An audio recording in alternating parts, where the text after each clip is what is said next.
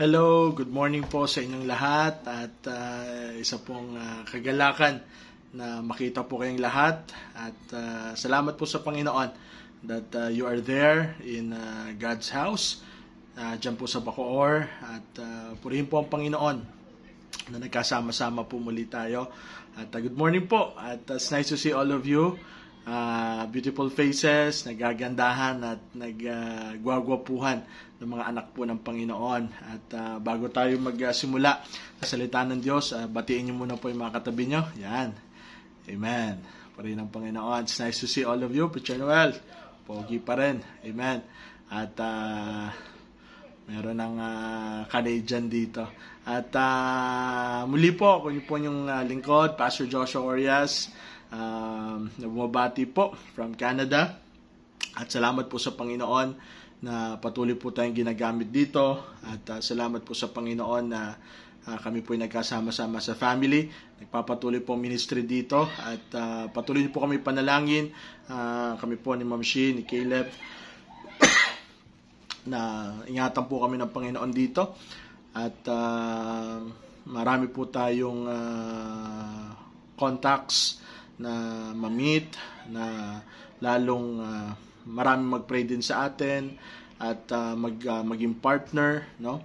At salamat po sa Panginoon. Although your pastor is absent, ay wala po dyan sa Pilipinas. Nakikita ko po sa mga post, sa mga pictures natin na kayo po ay nagpapatuloy sa Panginoon. At kayo po ay namimiss ko na. Namimiss po namin kayong lahat.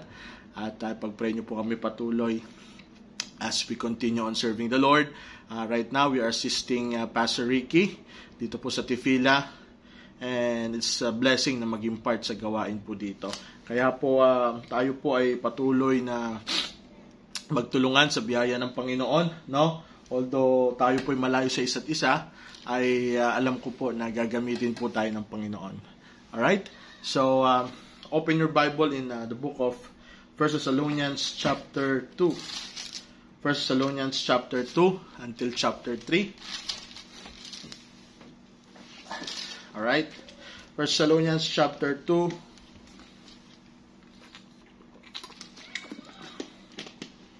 And we will read from verse 17. Pagpapatuloy po natin ang ating pag-aaral sa book of Thessalonians. And this morning we will talk about the brotherly love. Brotherly love in the church. The brotherly love in the church. No?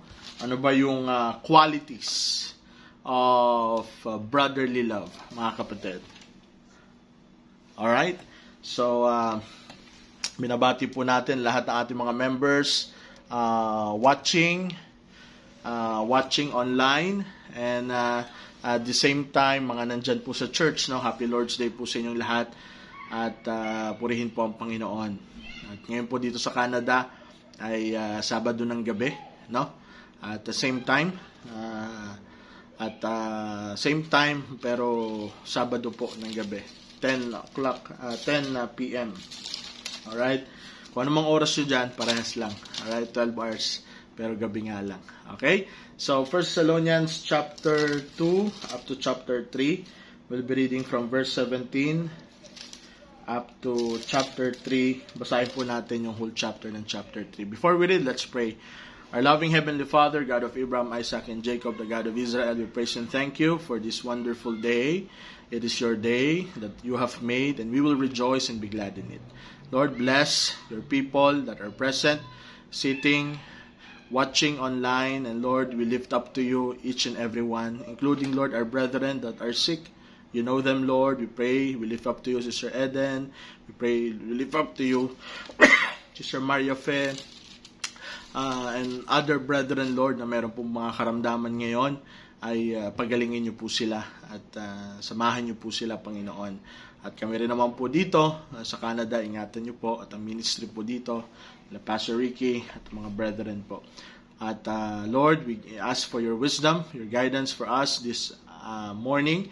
Please be with us and bless your people, bless your word. I'm your servant, Lord. Patawarin niyo po ako sa mga pagkulang pagkakasala. Sa aking sarili, wala akong magagawa. It's only by your grace and by your mercy. This I ask and pray in the precious name of our Lord and Savior Jesus Christ. Amen, amen, and amen. Alright, so this morning we'll talk about the qualities of brotherly love. The qualities of brotherly love. Napakahalaga po ito sa atin bilang mga mananampalataya na tayo po bilang anak na po ng Panginoon, as a child of God, we need to love one another. No, the Bible says that the greatest commandment is to love the Lord thy God with all thine heart, with all thy soul, with all thine mind, and also to love your neighbor as yourself. Lalo na higit ang ating kapwa mananampalataya. Lalo po ngayon na wala pong inyong pastor, at ulitin ko po, ang church ay hindi po tumatakbo sa akin, no? At kahit po ang absent ang inyong pong pastor dyan physically, but my prayers, my emotion, my love, yung aking damdamin ay ang damdamin po namin as a family ay lagi pong nandiyan. Kaya tayo din, bilang mga mananampalataya, panatiliin po natin ang pag-ibig sa bawat isa. At dito po sa Thessalonians, as we recall, this is one of the young church na sinimulan po that Apostle Paul started. No, it's almost 10 months, a year, na siya po'y sumulat po muli. And last time we talked about the beauty of God's Word. And ngayon, pag-usapan po natin, as we pass through this 1 Thessalonians, the whole book is, we will talk about the brotherly love. It's very, very important, no? Yung katabi mo, tingnan mo yung katabi mo. Yan, tingnan mo yung katabi mo ngayon na kasama mo ngayon, no? Sa iyong kanan at kaliwa. Yan ay kapatid mo sa Panginoon, no? Sabi mo sa katabi mo, brother, sister, no? Ay mahal tayo ng Panginoon, at higit sa lahat, mahal kita, no? Hindi yung ibang pagmamahal, kundi pag-aaralan po natin, ito po yung tinatawag po natin na Philadelphia, no? Ang brotherly love na babasahin po natin mamaya ay very evident sa church ng Thessalonians, na pinakita din naman ni Apostle Paul. Alright? At very timely, kasi si Apostle Paul, he wrote this in Corinth, and he is missing the church. He is not there physically. That's why he wrote the letter to Thessalonians.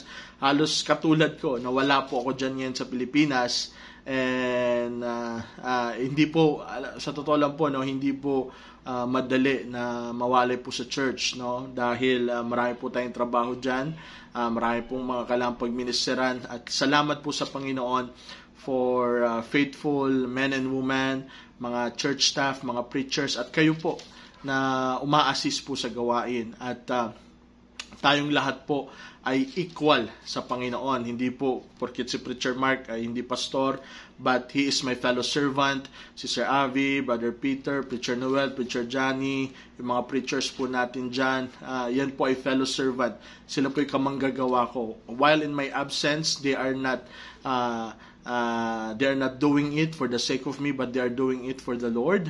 And I really appreciate their effort, no? Yung mga preachers natin dyan na talagang masipag during the week gumagawa para sa Panginoon, to run all the things in the church. That's why I really appreciate you guys. Just keep on. Tayo dyan sa church, patuloy natin silang ipanalangin. No, nakakatawa po, souls are being saved, people are getting baptized, work, Bible studies are being opened, film showings are just continuing on, sick brethren has been visited, no, yung mga juniors natin, I think next week magkakaroon po sila ng tawag nito, ng outing ba yon, si Sir Abs, no? So magkakaroon sila ng retreat, lahat ng mga young people natin, mga juniors especially, no? Kaya praise God for your faithfulness. Nakita ko yung mga juniors natin namimigay ng tracts, so winning, no? Wow, it's amazing to see na the church is continuing on. That's why yun talaga yung mindset, na hindi talaga sa pastor nakadepende, hindi po talaga sa tao. It's all upon God. It is God's work, it is God's ministry, it is God's kingdom, not my ministry, is not of myself. And my duty as your pastor is just to train you, to equip you, and nga lagi ko sinasabi sa inyo, darating ang araw that you will be on your own. At ito na ngayon, no? In a moment, you are on your own. but God is with you, and I really appreciate it, your effort doing the ministry. Although hindi perfect, may mga bagay pa rin na hindi talaga natin ma-perfect, pero ganun lang yan. Pero as your pastor, seeing you doing the ministry, Bible studies, BSMT, nagtutuloy pa rin tayo sa BSMT. No, kaya mga members, lahat tayo dyan sa BBC Brethren, let's be part, let's be involved, no? Reaching one another, at lalo po ngayon, our mindset is to get more churches, to build more churches for God's kingdom. No, at that's why we really need men and women in the ministry. That's why if you're available, if you are willing, no, Pastor, wala akong alam, di ko pa kaya. No, you could be part. No, you could be part, involving yourself in little things. No, giving out tracts. We have our 10,000 houses na mabigyan ng mga tracts, and it's good to see. According sa report na marami nang nabibigyan. Our goal is 100 areas of film showing. Nakaka-20 na po tayo by God's grace. And lahat po yan ay nangyayari. No? Tandaan niyo po mga kapatid, church is not a building. Church is an organized congregation of born-again, scripturally baptized individuals meeting in a given place. Although, hindi pa tapos ang building natin, Brother Arlan, no? And I really appreciate Brother Arlan for working it out despite of my absence, working our papers. Pag-pray nyo po na mabigyan na po tayo ng permit. No, pag-pray po natin na dyan po sa munisipyo ay maging smooth lahat, hindi po magkaroon ng korupsyon.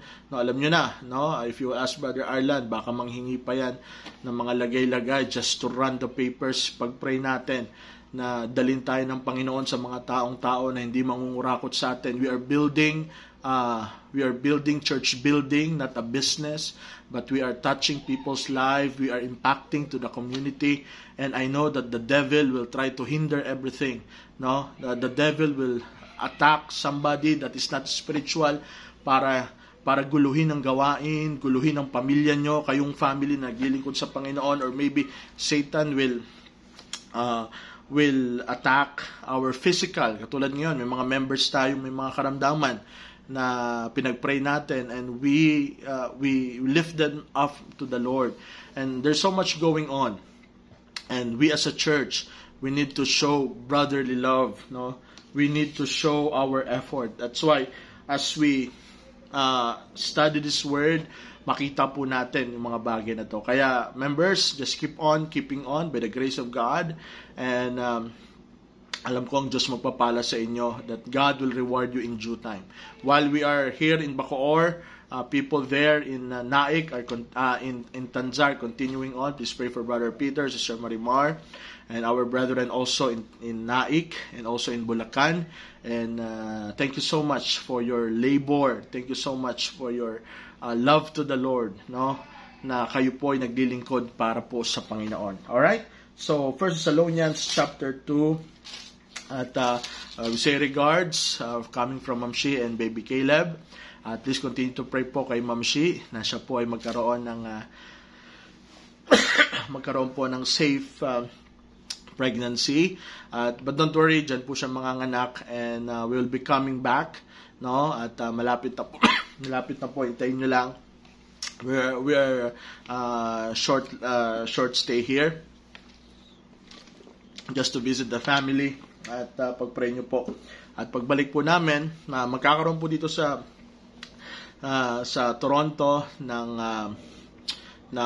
dedication para kay Baby Caleb, dahil yung po talagang request ni Lolo Ricky, no? At pag-uwi po natin diyan, dahil po marami pong nagnininong, ay magkakaroon din po tayo ng celebration for Caleb. And also, yun nga lang, dito na po gaganapin ang gender reveal, no? So, Ma'am Shi will be having her check-up dito po sa mga hospital dito, at pag-pray nyo po na maging maayos po ang baby. Pero dyan po si Ma'am Shi manganganak, no? So pag-pray nyo po ang baby, but the gender reveal will be here, so malalaman nyo na lang po. Alright?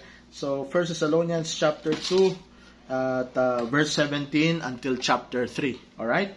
The Bible says, "But we, brethren, being taken from you for a short time, in presence, not in heart, endeavored the more abundantly to see your face with great desire. Wherefore, we would have come unto you, even I, Paul, once and again, but Satan hindered us. For what is our hope, our joy, our crown of rejoicing? Are not even ye in the presence of our Lord Jesus Christ at his coming? For ye are glory and joy." Chapter 3, "Wherefore, when we could no longer forbear, we thought it good to be left at Athens alone, and sent Timotheus, our brother and minister of our God, and our fellow laborer in the gospel of Christ, to establish you, to comfort you concerning your faith." Verse 3, "That no man should be moved by these afflictions, for yourselves know that we are appointed thereunto.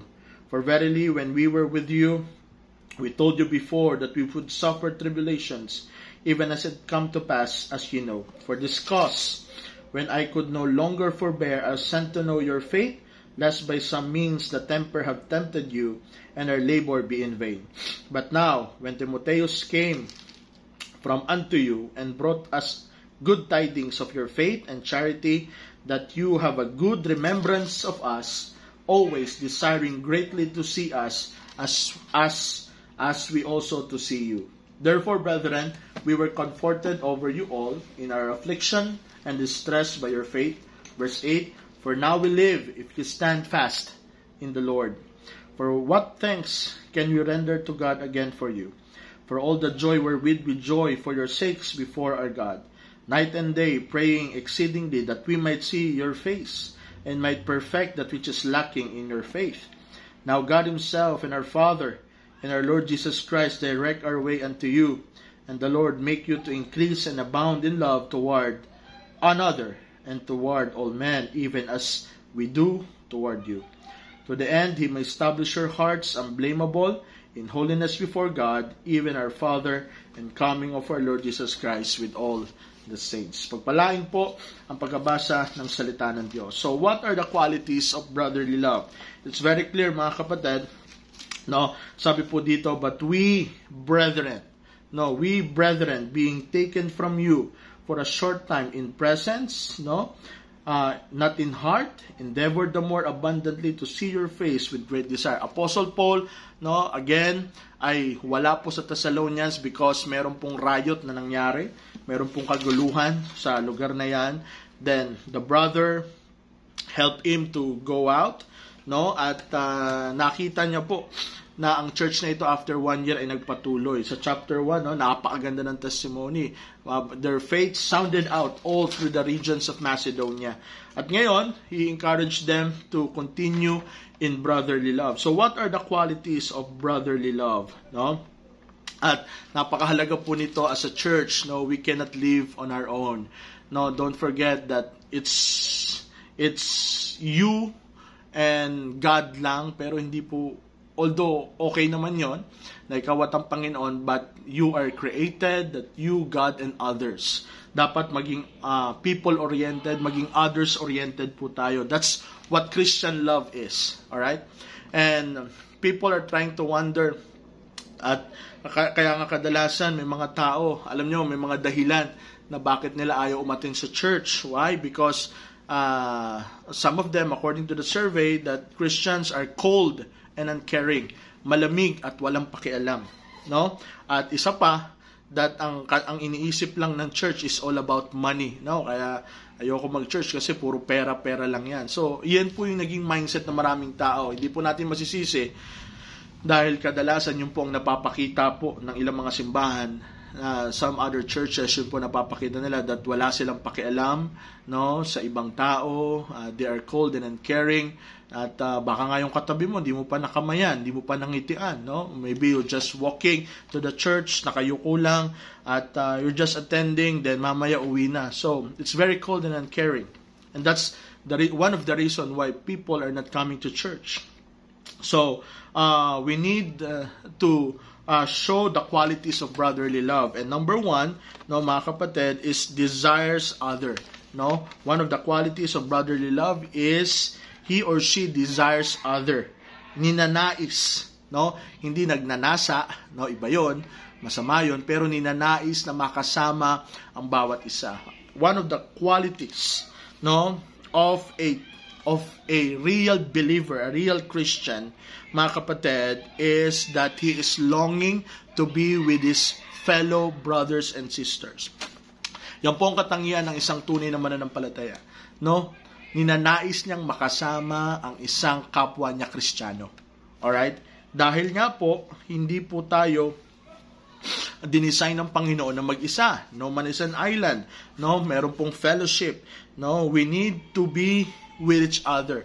Are you excited to come to church this morning to see your fellow brethren? Or it's just your another Sunday obligation? Sunday na naman, kailangan ko mag-church Kailangan Napapagalitan ako ni mama at papa. No, hanapin ako ng preacher, hanapin ako ng pastor. No, it's not your Sunday obligation. One of the reason why you come to church is that you seek God and you desire, mga kapatid, you desire others. The Bible says, mga kapatid, in 1 Thessalonians, no, verse 17, endeavor the more abundantly to see your face with great desire. Apostle Paul is missing this church and he wanted to see them physically. Wala pong ganito na Zoom, na makikita natin ang bawat isa. But before, wala po talaga. Talagang kailangan po nilang magtiis. Kaya sulat-sulat lang. Nakita niyo po dito, mga kapatid, yung word sa verse 17, being taken from you. Now, the word being taken from you is one Greek word nang ibig sabihin ay orphaned. No, orphaned. Parang isang batang napahiwalay sa kanyang magulang. Mga parents, have you ever tried na mapahiwalay sa inyong mga anak? Yan ang feeling ni Apostle Paul. Apostle Paul as a spiritual father, the word being taken away from you is like he felt that he left his children alone. No, yan yung desire niya na gusto niyang makita. At hindi lang si Apostle Paul ang may desire na gusto silang makita, but notice in chapter 3 verse 6. Chapter 3 verse 6, nandiyan pa po ba kayo? Amen? Say amen? Amen. No? At dito po sa last part, that ye have good remembrance of us, always desiring greatly to see us, and as we also to see you. So, not only Paul desired them to see them, but also the people of Thessalonians wanted to see also Apostle Paul. So, tinan nyo, mutual, no? Namimiss nila ang bawat isa for the name of Christ, no?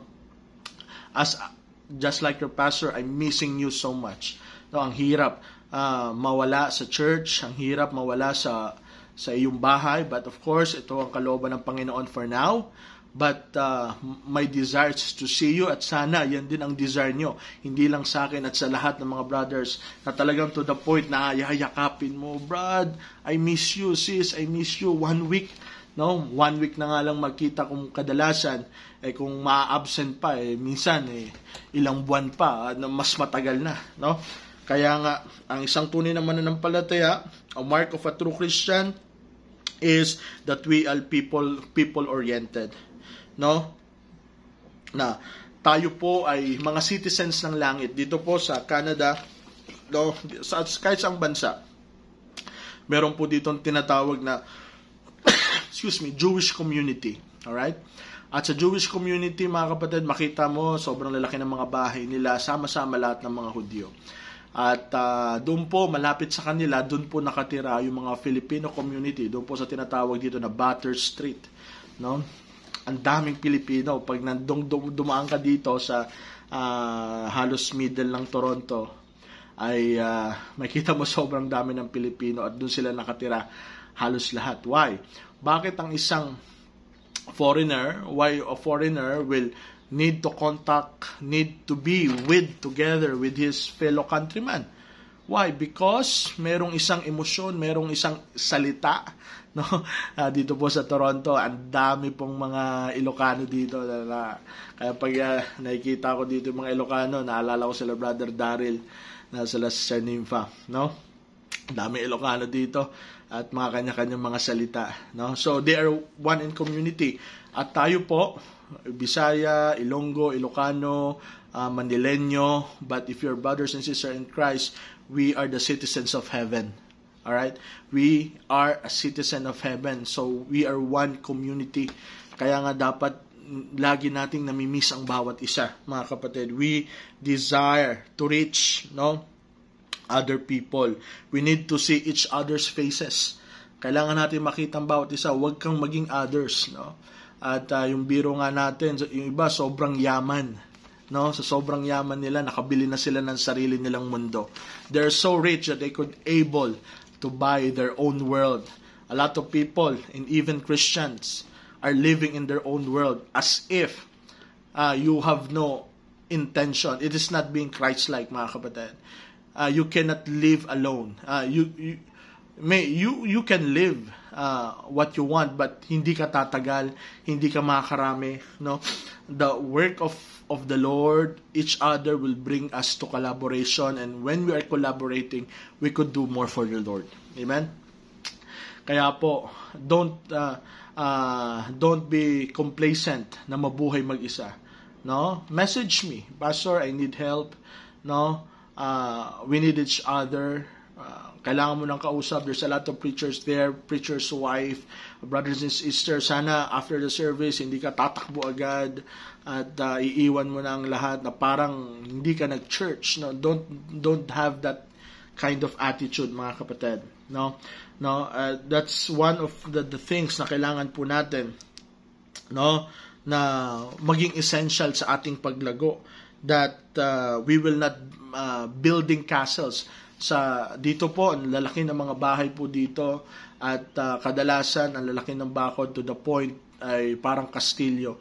Because when you are building high walls, as if you are confining yourself and making yourself like a prisoner, walang pwedeng makapasok. At pagpasok mo sa loob, makita mo that he and she are alone because no connection from the outside. So let the word of God dwell with you. Let God work in your life, na kailangan natin ang bawat isa. Marami tayong magagawa. And we are talking with Pastor Ricky, and there's a lot of opportunity dito po sa Canada na gagawin po natin.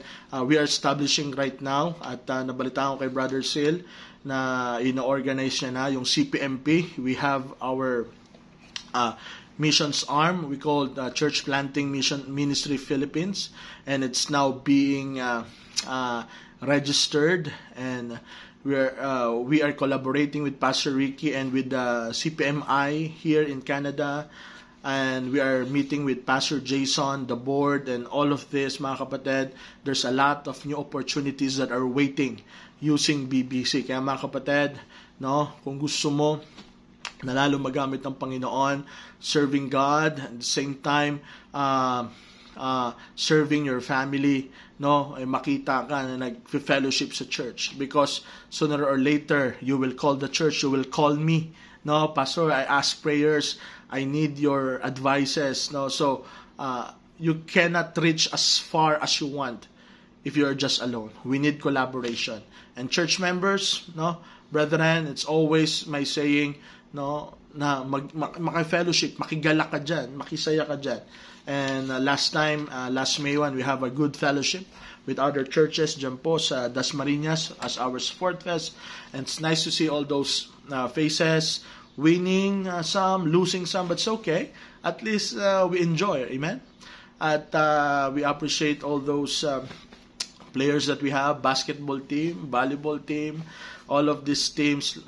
Thank you so much. Brother JR, good job for leading these people. And sa fellowship, mga kapatid, na makita mo mga kapwa mo Kristiyano na nagpapalakasan in sports. So that's one quality, desiring others. Number two is endures for others. Endures for others. Not only you desire for others, but also you endure for other. Notice in verse 18, wherefore we would have come unto you, even I, Paul, once and again, but Satan hindered us. But Satan hindered us. If you remember, mga kapatid, gusto ni Apostle Paul nandyan sa Thessalonians, pero may riot nga At sabi niya, ito ay gawa ng dyablo. No, na-determine niya agad na ito po'y gawa ng kaaway. Sometimes doing the work of God, there's really much enduring.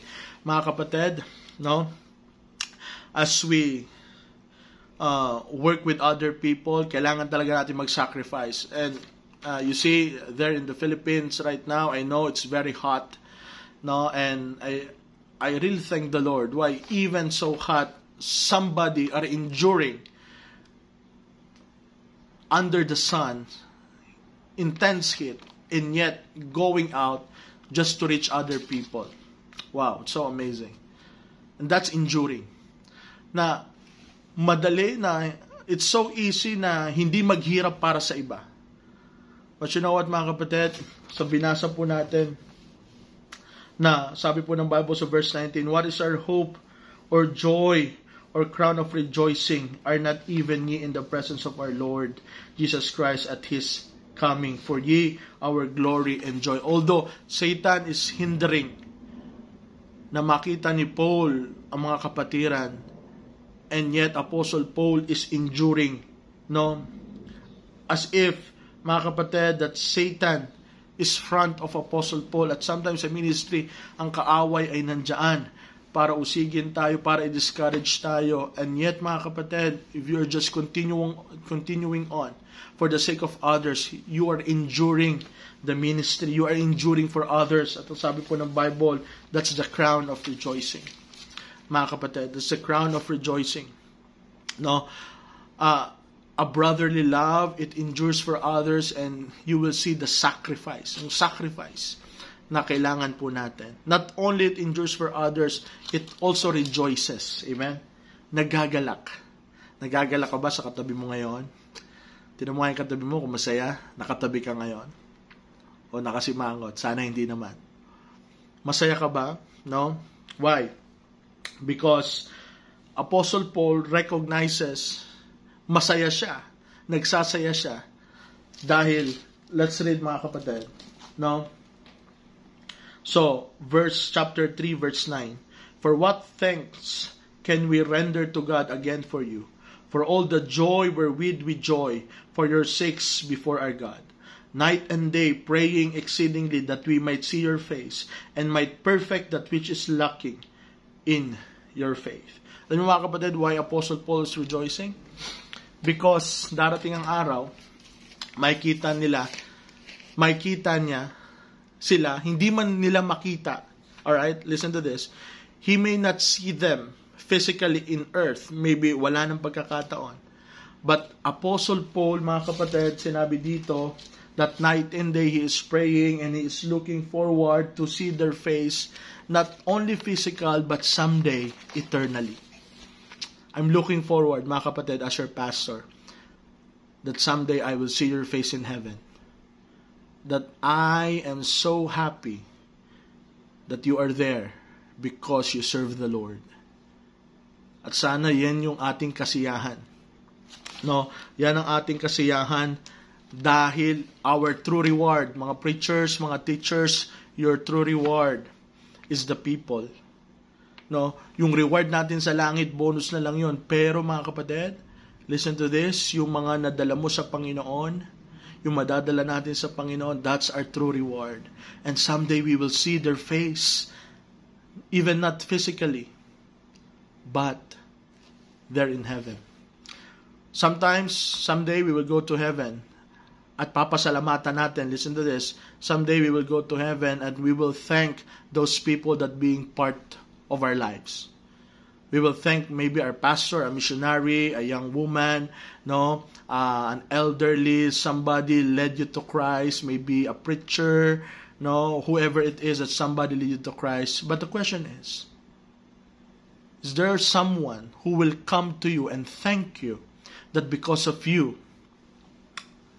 they went to heaven?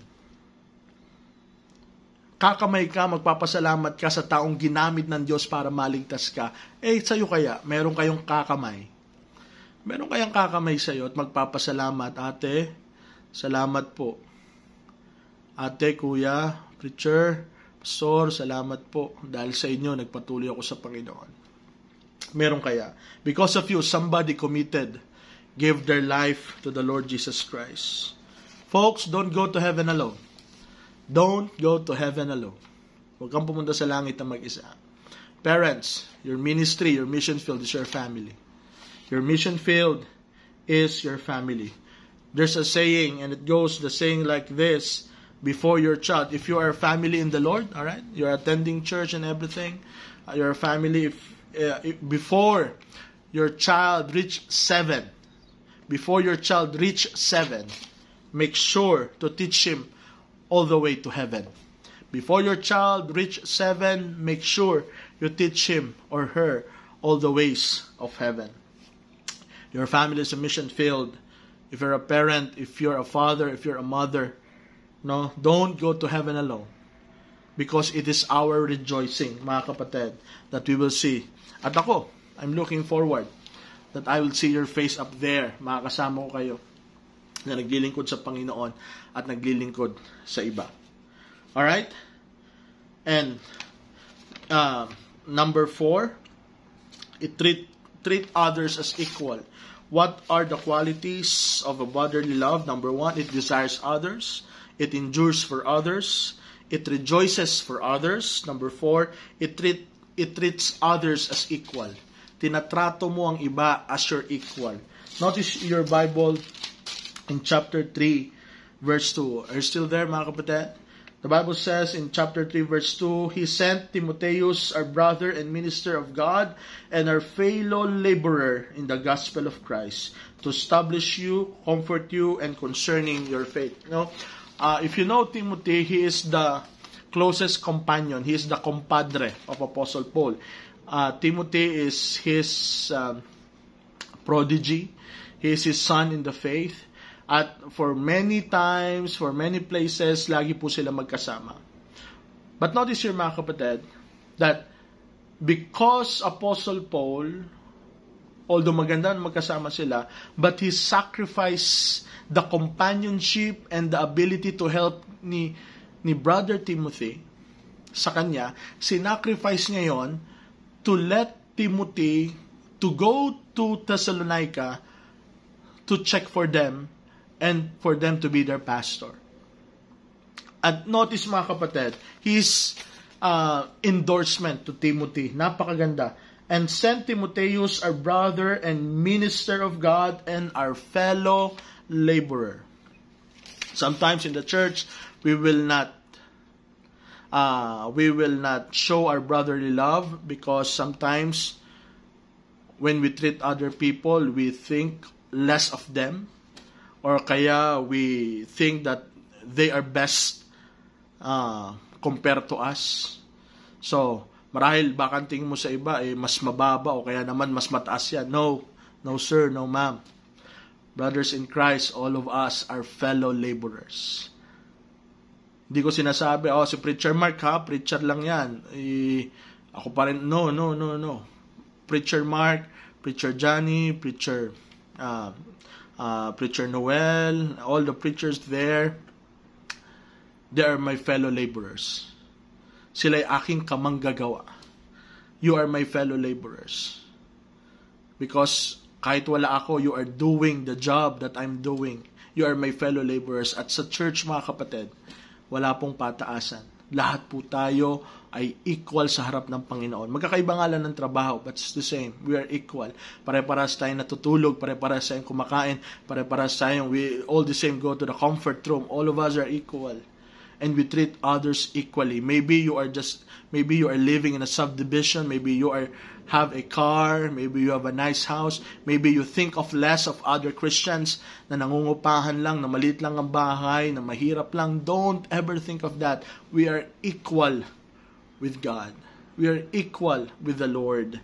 No? Treat others as equal, mga kapatid. Alright? No? So, katulad ng katawan, we are one body in Christ. Hindi pwede pag malaki ni kamay na siya'y mas mataas at mas functioning kaysa sa paa.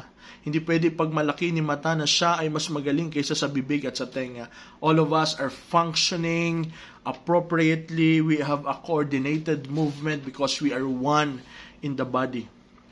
Maybe you sing in the choir, you sang special number, you drive, you cook, No, you are in the finance, you are preaching, you are teaching, whatever your ministry is, we are one with Christ. Treat others as equal. Don't be high-minded, but all of us are equal. In Philippians chapter 2, open your Bible in Philippians chapter 2. No, maliwanag to na sinabi ni Apostle Paul. Philippians chapter 2. The Bible says, verse 3 and 4, let nothing be done through strife and vainglory, but in lowliness of mind, let each esteem others better than themselves.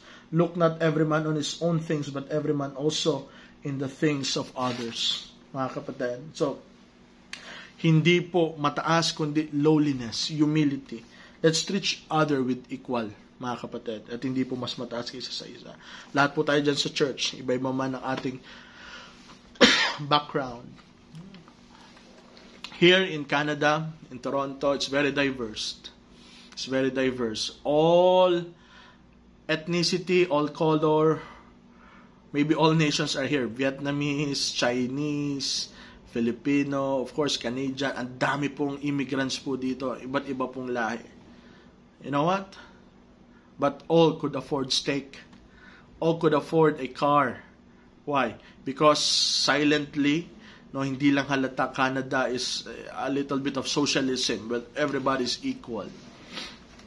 And that's why here, so high taxes. Pag bumili ka, for example, ng bote ng tubig, example ito, sa Pilipinas, it's 10 pesos. It's like in the Philippines, 10 pesos plus tax. It's always the words here. Plus tax, plus tax. Everything is taxable.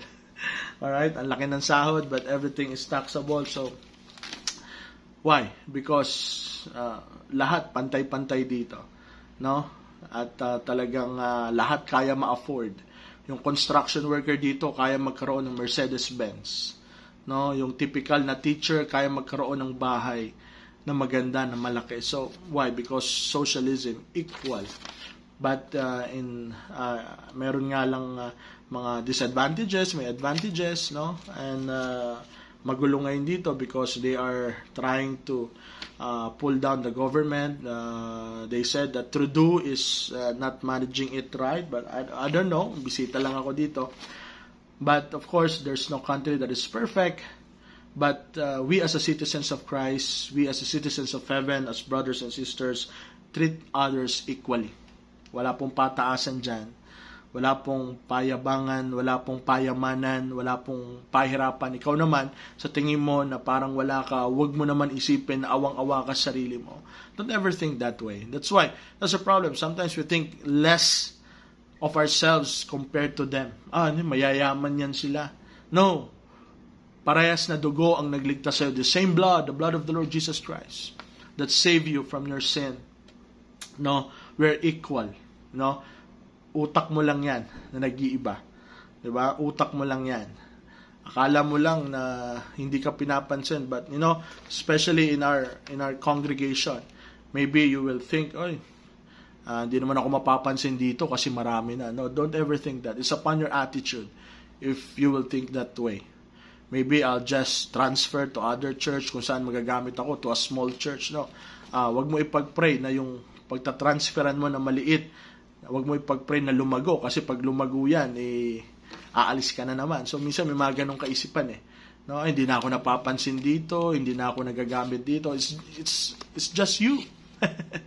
It's just your thinking, but it's not true. All of us are equal, no? All of us could be used by God. Okay? And lastly, mga kapatid, no? What are the qualities of brotherly love? No? It prays for each other. Prays for each other. Nananalangin para sa bawat isa. Napakahalaga po nito. Kaya nga po, some of you, I pray for you. If you have your prayer request, just message it to me or in the group chat that we have. Malaman natin. No? Kailangan po nagpapanalangan. Every day, I'm praying for you. Katulad po dito, no? Sa binabasa po natin dito, verse 10, night and day praying exceedingly that we might see your face. Night and day. Now God Himself, our Father, and our Lord Jesus Christ, direct our way unto you. And the Lord make you to increase and abound in love. That's my prayer to you, mga kapatid. That the Lord will increase and abound in love one toward another and toward all men, even as we do toward you. To the end he may establish your hearts unblameable in the holiness before God, even our Father at the coming of our Lord Jesus Christ with all His saints. Are you praying for one for another? I'm praying for you. Are you praying for me? You're praying for your brothers and sisters? Diyan po sa whiteboard na makikita nyo po, if you are facing me sa computer, nandiyan po sa kanan nyo, may nakalagay dyan mga prayer concerns. Are you praying for that? Are you kneeling down, asking for mercy and grace? Katulad ni Apostle Paul, at the end, he may establish you unblameable in the holiness before God. Walang ibang desire sa Apostle Paul that the people, Church of Thessalonians, ay mailapit nga sa pana ng Panginoon. So, we need to pray for another. We need to treat others as equal. Mga kapatid, we need to rejoice with each other. Makigalak sa nakikigalak. Makiiyak sa nakikiiyak. Alright? Ano pa? It endures for other and we desire each other. So yun pong kailangan natin. And I hope and I pray as someday, I will return sooner, no, na makita ko kayo naglilingkod pa rin sa Panginoon. Walang pinagbago. Still the same. Still hot for the Lord. Hindi mag-iiba.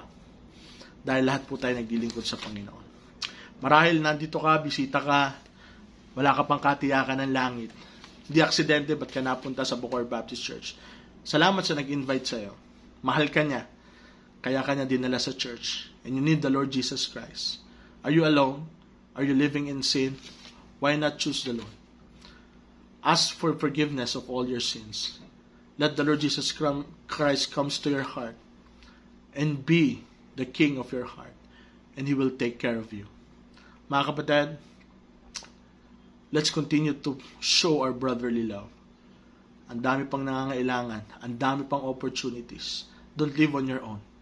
Let's join together, working together for the advancement of the kingdom of God. To show that we are Christians, that we love one another despite that they are not good to us, yet we will be good to them because that's the mandate of God. Purihin ang Panginoon mga kapatid, pagpalain tayo ng salita ng Diyos, tayo po ay manalangin. Dakilang Diyos, maraming pong salamat for the reminders this morning. I pray, O God, that You will continue to help us, be with us, and to show us the brotherly love that we need as a church. Lord, we are not perfect. Despite of our imperfection, we will try ourselves, our best, to give You all the glory and praise, because that is what You desire. That we will show others as we have loved You, that we will also love others as well. Lord, help us to pray one for another, to rejoice one with another, to treat equal all other people, brothers and sisters. Lahat po, Panginoon, magdi-desire kami na makita ang bawat isa, na magamit ang bawat isa, because we have a brotherly love. Thank You so much, Father. Ngayon, Panginoon, if there are people right now that they are not yet saved, please talk to them. Save them. Mangusap kayo sa kanila. Gamitin Niyo po ang mga preachers and teachers na malid sila sa Inyo, Panginoon. Salamat, Panginoon. Bless Your people, Lord. I miss them so much. Lord, it's not easy to be away from the church that You have entrusted to me, Lord. Please, give me patience.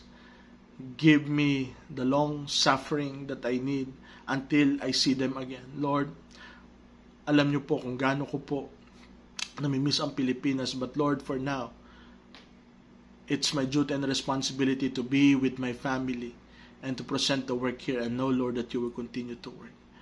Lord, ang mga nadi-discourage, palakasin Niyo po. Ang may mga karamdaman, pagalingin Niyo po. Ang may mga pangangailangan, bigyan Niyo po sila, Lord. I'm always praying for them and lifting them up to You.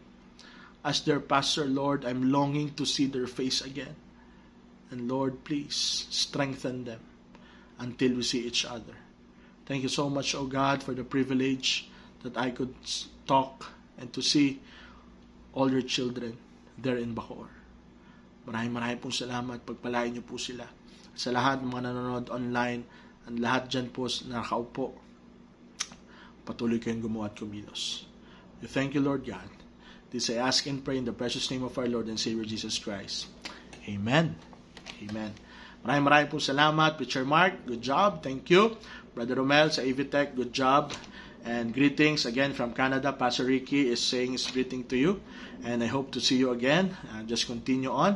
No, marami pa tayong mga services mamaya and may mga announcement pa. Mga kapatid, just continue to give to our Project Caleb. No, meron po tayong commitment. Ngayon po ay May. No, ay meron po tayong new commitment for our Project Caleb. At para masimulan na po natin ang building construction, the moment that we will have a permit, we'll just continue on. Kaya pag-pray nyo po si Brother Arlan sa mga preachers na nag-aasikaso po niyan. So please pray. Ang ating ministry sa Naik, Tansa, Bulacan, magpatuloy at marami pa mga churches na magsimula. BSMC student, patuloy po tayo at see you soon. No, maraming po salamat sa mga members. No, I love you all. I hope to see you soon. No, magpatuloy kayo sa Panginoon. Okay? So, Preacher Mark, halika at magpatuloy sa ating service. Tayong lahat ay tumayo and we will have our offering. We will ask Brother Sil to pray for the offering. So, let's come to the Lord in prayer and we will have our offering. Mga ushers, assist yung mga members natin na wala pang mga envelopes. And let's come to the Lord as we fulfill our worship to Him this morning. Okay? So, let's come to the Lord in prayer. Brother Sil.